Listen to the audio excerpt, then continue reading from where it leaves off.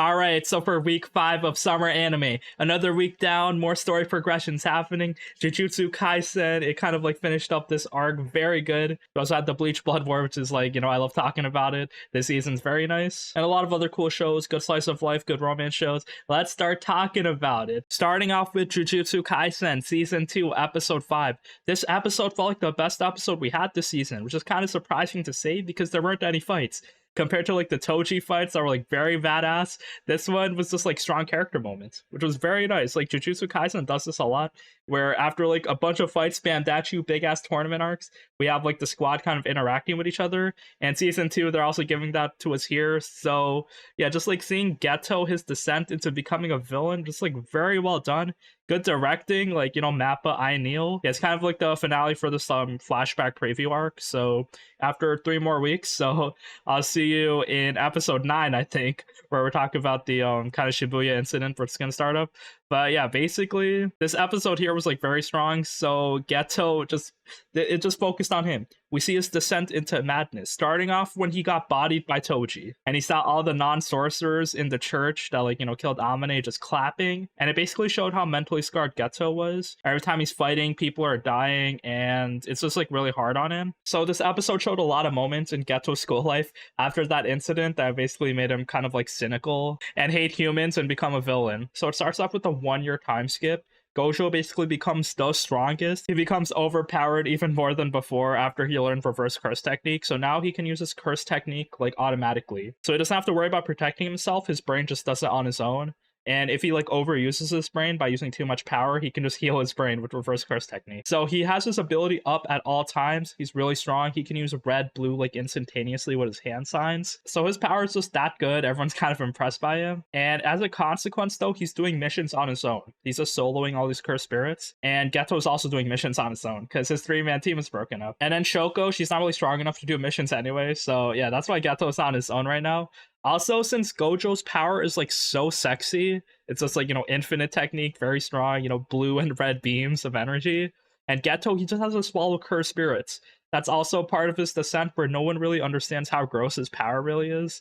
And yeah, he has to keep kind of suffering just to protect people. And this summer is especially really bad because there's like more cursed spirits than usual. And yeah, the sorcerers are working overtime. So after that, we get another moment. So we see a new character, Yuki Tsukumo. And it looks like she's Todo's teacher. Because when she shows up, she asks Geto what type of women he likes. And, she is a special grade sorcerer. Nothing to fuck around with. Because there's not really too many special grades, so I wonder what her power is.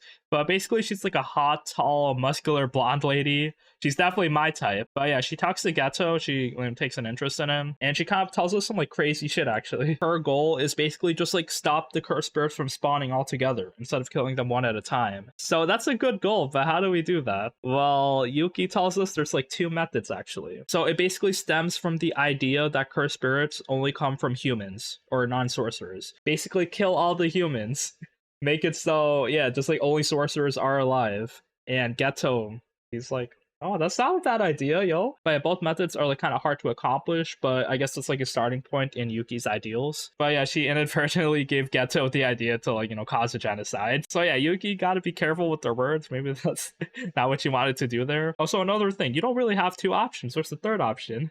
Reform society, make it so people are not sad anymore, make it so people don't have negative emotions, have government programs, have like the wage gap inequality, like have people have a healthy work-life balance, more free time, maybe make people happy, and then you won't have so many cursed spirits out here in Japan. But yeah, that's kind of hard to do, as humans. Negative emotions just like come through, same with positive emotions, so you gotta have both. And even if you like make everyone live comfortably, not have to worry about money, there's still like natural disasters that people are fearful for. There's like violence, there's bullying, so all of that can like breed into more cursed spirits. So I guess it's really hard to like kind of attack them from the source, but we get some good lore on like just like what cursed spirits really are. But yeah, she basically talks to Geto, gives him some more like ideas, tries to help him, because Geto, we also see he's just like so depressed, he's not eating or sleeping that much. He doesn't know why he's saving people, but he also like he wants to be a good guy, he doesn't want to be evil. While more bad things keep piling up upon him. So we see you dying. No, not you. So yeah, he's a new character that got introduced this season. He was Nanami's old partner, and yeah, they were basically sent on like a strong mission, grade 1, and there were no match for it. So Gojo kind of like just defeats it, but yeah, Hugh died in the aftermath, which makes Geto feel really bad. He's like, what's the point of doing this? What's the point of being strong if everyone around him is just like dying slowly? After all that, if that wasn't sad enough, all these like kind of negative things piling up upon him, and Yuki telling him about genociding the normal people. We see Geto investigating a cursed spirit incident in the countryside in this village. So all the villagers are abusing these two kids. They kind of locked them up, and the two kids are sorcerers. So that's why the villagers kind of hate them. They're blaming them for like spawning cursed spirits. The problem is the cursed spirits are coming from the villagers' hatred of them. So it's the villagers' fault. It's the humans' fault, these filthy monkeys.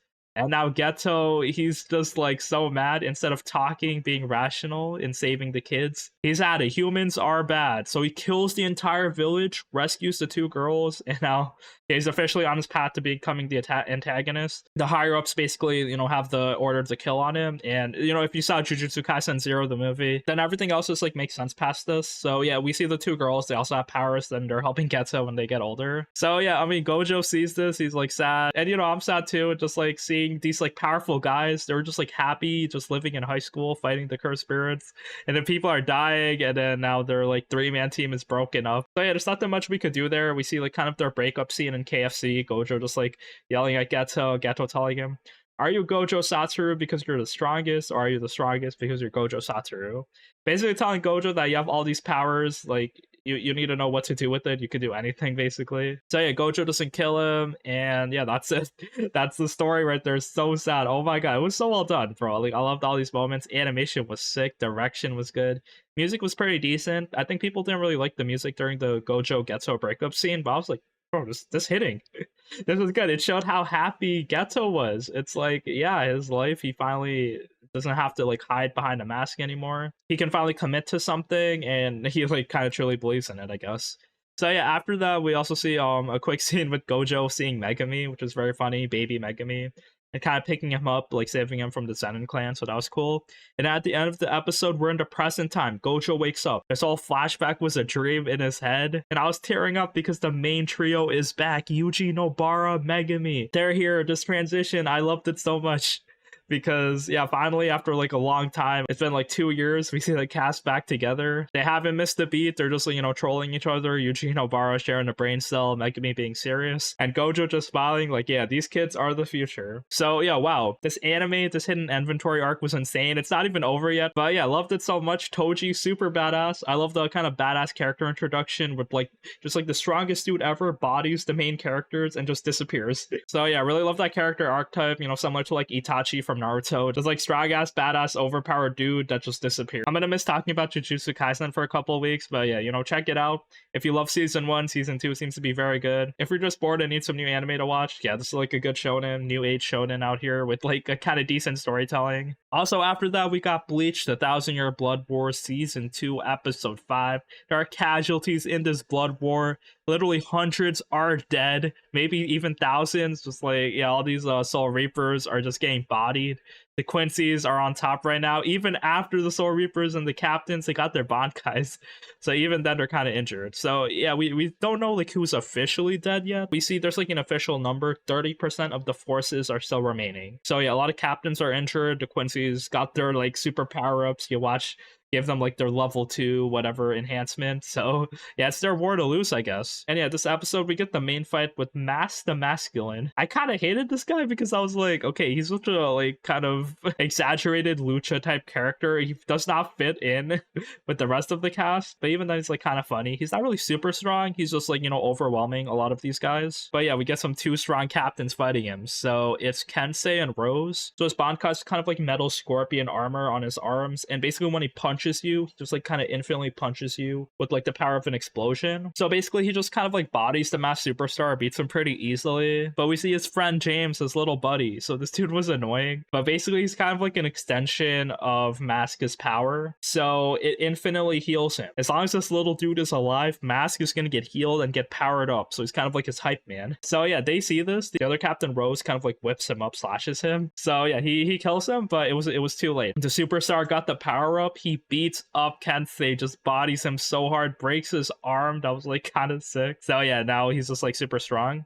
But yeah, Rose pulls out his Bankai. Just kind of like this like concert. It's called a Dance of Death. And if you listen to it, you're gonna die. it kind of like overwhelms your senses, makes you think you're like burning, on fire, drowning. So there's not that much you could do unless you rupture your eardrums. If you can't hear the music, then it won't affect you. So he does that, and then yeah, he bodies the other dude. He like kind of throws like the star laser beam from his mask and kind of like donuts him. Like the whole laser beam cuts his whole midsection. So severely injured. So yeah, what do we do here? Just this dude's infinitely getting stronger and healing. So now it's up to Renji. He's here, we see him, and we see Rukia. Oh my god, I was wondering where these guys are. They were fighting, training, getting stronger, hanging out with Squad Zero. So yeah, now they're here. Renji versus Master Masculine. He has like his Bankai out here, Zabimaru. Apparently has a true name called Soo.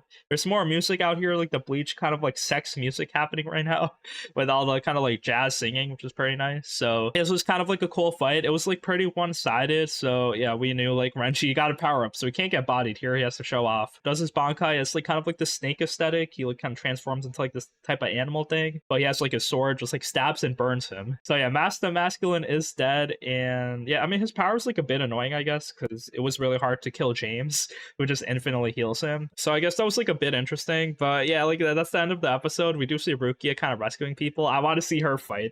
I love Rukia in this anime. Your watch is sleeping. All right. The other Stern Ritter guy's there. Ishida's also there. And then the Stern Ritter guy talks to Ishida. He's like, I'll tell you what your watch really is, who he is, you know, why we respect him, why he's the king.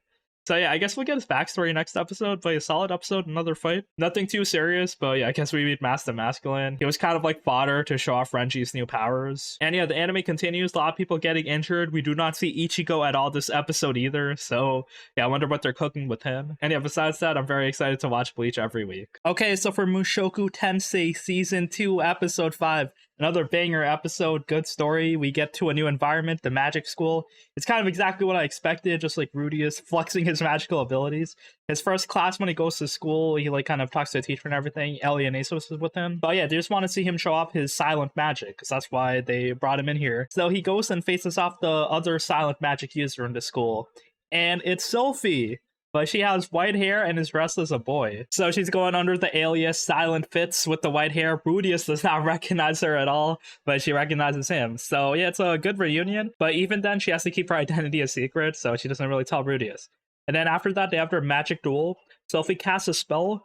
Rudeus, he has the demon eye, his clairvoyance. He can just dodge the spell and counter it. And he throws like an anti-magic spell, basically. That kind of knocks Sophie out of her feet, kind of blows her down. And yeah, Rudeus flexing. But yeah, Sophie's kind of like an upperclassman. So Rudeus kind of apologizes and he's like, oh yeah, he let me win. So yeah, it's like a cool reunion there. As we're in the school, we meet a lot of like new characters, people in Rudeus's homeroom. Since he's like a special member of the school, he doesn't really have to attend classes. He just has to go to homeroom once a month and then everything else is optional. So I guess that's cool. I mean, Rudeus is like really strong, so it doesn't really like need to go to these magical lessons.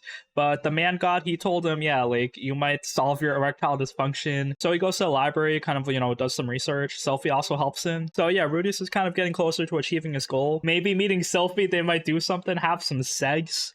We gotta see. But yeah, speaking of sex, Elianese is just fucking people every day in this school. All these boys are just like getting a chance to hit, so goddamn, it's kind of crazy. They also said that Elianese needs to have sex to live. If she hasn't fucked anyone, she'll die. So I do not believe that, but I mean, they do say it, so I'll just like take that with a grain of salt. Maybe that's her excuse, but yeah, I mean, that was kind of funny. There's also one of the dudes, like the anime figure sculptor, so he's also learning earth magic here. And yeah, I know, remember from last season, he got kind of excommunicated from the family for being so weird, him and the brother. So yeah, he finally like reunites with Rudeus. So yeah, this like degenerate figurine collector. Rudeus, you know, he's still like a huge mega degenerate, so I can't really support him, but besides that, it's like pretty solid. Also, there was like a new opening where we got like actual opening visuals. It wasn't just like kind of like a preview of the episode, which was very sick. So yeah, that's like another cool milestone for this episode. But yeah, besides that, that's it for Mushoku Tensei. Can't wait to see what's happening next week. Okay, so for Masamune-kun's Revenge Season 2, Episode 5. Yes, I've been watching this anime, is so strong. One of my favorite romance shows this season. I know people think it's kind of trashy, but I like it. I love this kind of like rom-com shit, which is like parody elements. Everyone just like interacting with each other. It's so cool. I love the drama. So over here, Masamune, the real Masamune, he admits that he loves Aki. He tells him like who he really is. Wow, that's crazy. In his plan, he wanted her to confess to him, but he confessed to her. That was actually good progression, actually. Like, this felt like a kind of season finale type episode. But yeah, Aki kind of accepts after years of not seeing each other. Yeah, you're the real Masamune. And they say that the other girl, she's like kind of cross dressing. So yeah, we realize like her identity. She runs away. Her plan's foiled. So that's cool.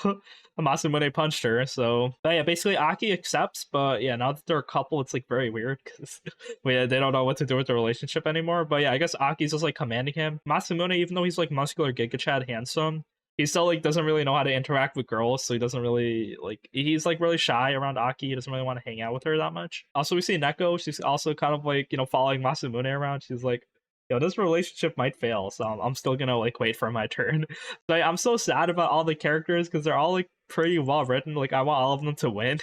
But yeah, I guess Aki has to win. Same with the other girl, Yoshino. So yeah, I feel sad for her as well because I loved her and Masamune's interactions. I love the kind of like emotionless maid girl. Like same with Hayasaka from Kaguya-sama, just like, tired with the world, have to put up with all this bullshit. So yeah, I really wanted to see more of her. And then yeah, she hangs out with Masamune at the end of the episode, but she's like, okay, thank you for not ratting me out or anything. Like I hope your relationship with Aki goes well, but I think we should stop seeing each other as friends like this. That's also kind of crazy. Like I think they're implying that Yoshino is like in love with Masamune, so she doesn't want to keep this friendship going like this. So I guess that's kind of sad. Like I love the Yoshino here. So yeah, I guess we'll see what's gonna happen. But yeah, anime continues. There's like a Christmas Eve thing coming up because Aki's birthday is on the 24th of December, so it's kind of funny, I guess, because the anime's airing in the summer, but we get some like winter background. The drama is insane, very well done. This season 2 is delivering. Okay, so for Undead Girl Murder Farce episode 5.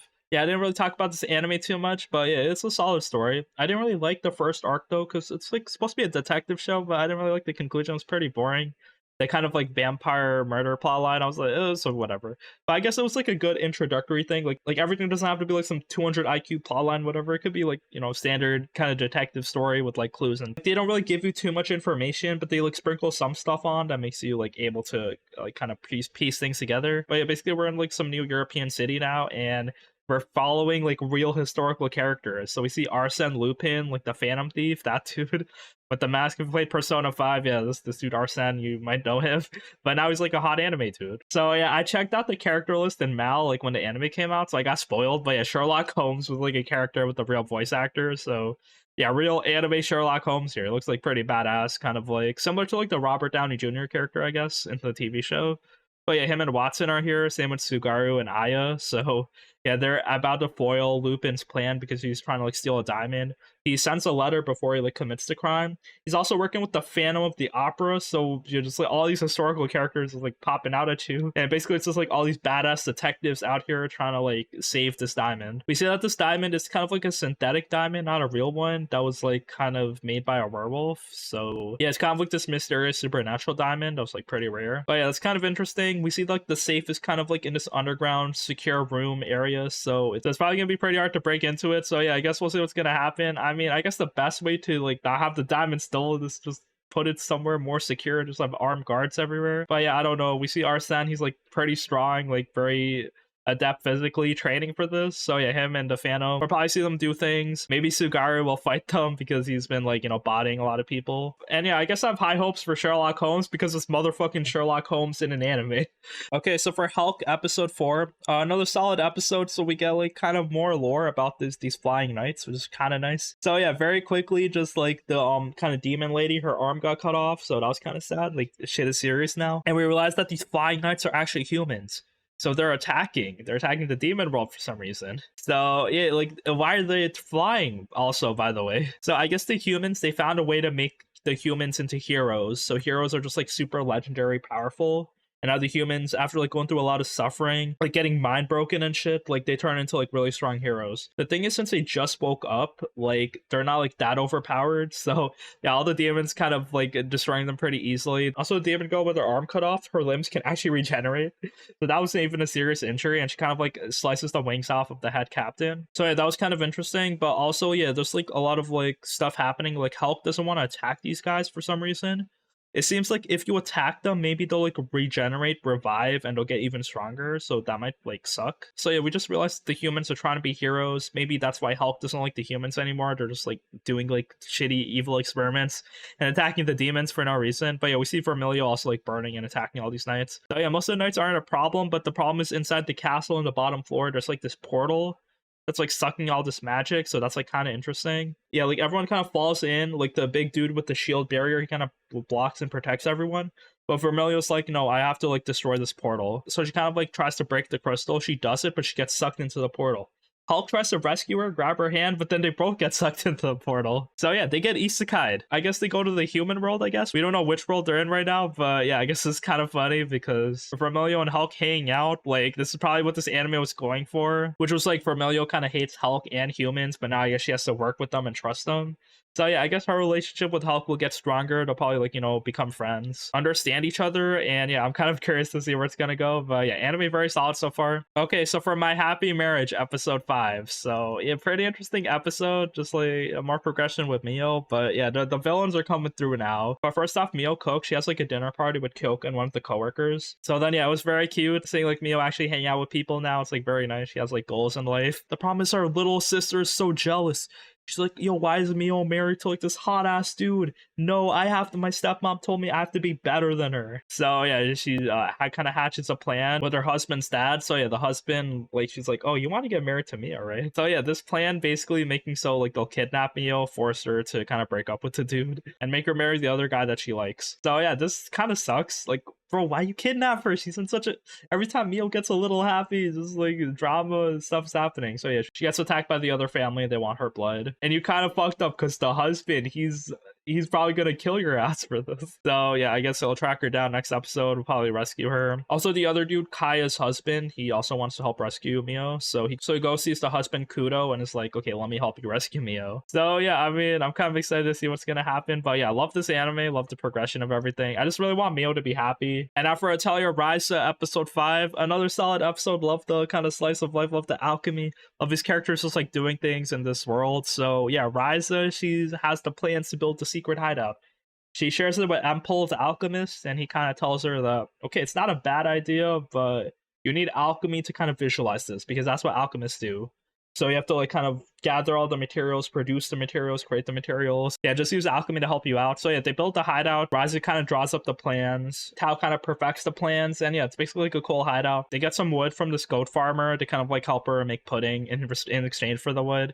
And yeah, a lot of stuff is happening. They built the hideout. Very cool. So yeah, love the progression. Love these characters just like doing things. It wasn't that easy to build it either. A lot of time and manpower, manual labor to kind of like, you know, create this like actual building with roofs and like kind of limited materials. So yeah, they do it. And yeah, that was nice, very wholesome. So they hang out, but their first day in the hideout, they see there's a problem. There's like some mysterious aura around them. So the hideout, it's being protected by like this barrier. So they kind of like go investigate. The sky's all dark, and then yeah, they see the monster. They get attacked by this big white kind of rhinoceros with like the giant spike on its head. And yeah, Lent kind of like parries it, but then it walks away. It seemed to be really strong though. So yeah, everyone was kind of frozen, but they walk away, and they kind of share this with Empel and Lila. So they're like, yeah, this might be like part of the ruins. Like these monsters are coming from these ruins, so yeah, we'll investigate. And they're like, no, you're not allowed to be here until we kind of make sure the area is safe. So that's kind of sad. They made the hideout and now they can't go in it anymore. I guess we gotta wait for everything to be like fine, maybe see some new monsters coming in, maybe the squad can fight them, because this anime, like, it's very nice showing the alchemy, a lot of fan service as well.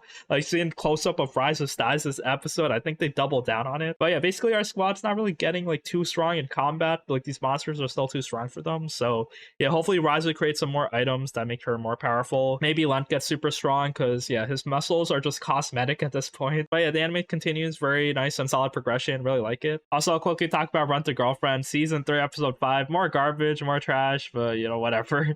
Gotta keep watching it. So yeah, the movie kind of production keeps continuing. They're airing a lot of things. We see Mizuhara just like crying on camera, doing a lot of things, good acting. Kazuya is also really focused on being a producer. So yeah, everyone's kind of helping out, like working on this movie. The movie's like pretty good, and after that they have like kind of like their final scene they have to shoot. The thing is, they're kind of doing like a 4-man group with Kazuya, Mizuhara, Ruka, and Yaimori. Everyone else is kind of on break, so yeah, they're doing it. But then Yaimori, she's like, yo, what if I set up Kazuya? What if I wingman him? So she kind of like uninvites Ruka, tells her that she's sick and they're canceling. So that leaves Kazuya and Mizuhara by themselves. It's kind of like in the city, they have to go by train. So they're just like by themselves hanging out while filming the movie. So it's like an official date. Maybe like something will happen, but you know, don't get your hopes up because this anime is trash. The progression is painfully slow. This filming movie plotline might get a bit spicy as Kazuya and Mizuhara are just by themselves together. Alright, so for Reign of the Seven Spellblades episode 5, you know, story keeps going. The story, the characters, the fantasy elements, it's like pretty average, but you know, it's like very chill to watch if you just want like, you know, a random fantasy show. So yeah, like there more stuff with like the animal plotline, like the magic animals. There's kind of like a lot of investigation to be done, like who's evil around here. We also see that the samurai girl tries to get a kiss from Oliver, the main character, but damn bro, they're getting a bit horny out here. We also see Oliver has a little sister or an older sister. He has a sister that's just randomly spawns in with white hair. So yeah, I guess that's kind of interesting. We also see that Oliver is like, he's stronger than he seems. Like, why is he so overpowered? We don't know. We also see the girl that's hanging out with the troll. She realizes that the troll can talk, and then one of the leaders, like the older senpai that also likes animals, she wants to like harness her power. She's like, let me investigate her brain really quickly. Like, I have magic power that can dissect the brain and restore it back. So it looks like she does like demi-human experiments. Her name is Vera Milligan, and yeah, her power, she has like the snake eye. She can turn people into stone. They call her Snake Eye Milligan. And I guess Oliver and the samurai girl Nanao are gonna fight her. So yeah, I mean, more villains are coming through. The story's like kind of progressing pretty well. Alright, so for Dark Gathering episode 5, this anime is so cute. Each episode's so funny. Seeing Keitaro, Yayoi, and Eiko just like kind of going around visiting haunted spots here. Like, Keitaro just wants to live a normal life. He's trying to get friends, but Eiko's like super stalking him. So she's like all for this. You know, she wants him to be happy, but she also wants him for herself. So yeah, she has like this whole like heart rate monitor like set up on him. She has his GPS location. She kind of put a camera on his glasses. She bought him new clothes, and basically, yeah, like she can see wherever he's going. So basically, Keitaro kind of goes to like this like college type of party hangout, try to like see like which clubs to join. And yeah, this kind of creepy, suspicious, good-looking dude is like, "Why don't you join my club? It's like part of traveling." So yeah, Keitaro just like joins it, and everyone's like a bit uncomfortable. And yeah, it's because the dude is possessed. So once like they go to the after party, like he gets drugged, and they're part of like the suicide club now. It tells a backstory on like the suicide clubs keeps resurfacing, and no one can stop it because the leader changes each time. So it's because the leader's being possessed by the spirit. They just go to this haunted building. Everyone's like getting hanged. It's like very creepy. Also, yeah, the end of the episode had like some like disclaimers, though, like suicide hotline, everything. So yeah, I mean, it's pretty heavy stuff. The horror themes are like coming in strong, but you know, it's still funny because Yayoi coming in to rescue her and Eiko drive in. They save Keitaro last minute while everyone is like being strangled by the ropes. But yeah, like miraculously no one died. And yeah, basically once they leave, they call the police. The dude who got possessed, he actually like hanged himself. Correct me if I'm wrong, but I think Yayoi kind of like exercised it. She has like an even stronger spirit, or maybe like they're gonna exercise it later. But yeah, I mean, you need spirits to kill stronger spirits, and then you know, with stronger spirits will get even stronger by absorbing their powers. So yeah, that's how the power level works in this anime. Besides that though, Keitaro gets rescued. It's kind of funny seeing how Eiko's like a huge ass stalker, but now Yayoi is like all supporting of it because she also wants to follow Keitaro. And yeah, I guess this guy, he wants to live a happy, peaceful life, but these two girls won't let him. And that is it for the animes this week. Thank you for watching. You know, Jujutsu Kaisen's anime, this episode was very good, and the arc finished up, so I'll see you in week 9 of the anime review to talk about more Jujutsu Kaisen. Bleach continues. All these shonens are strong. Slice of life, fantasy genres are very good.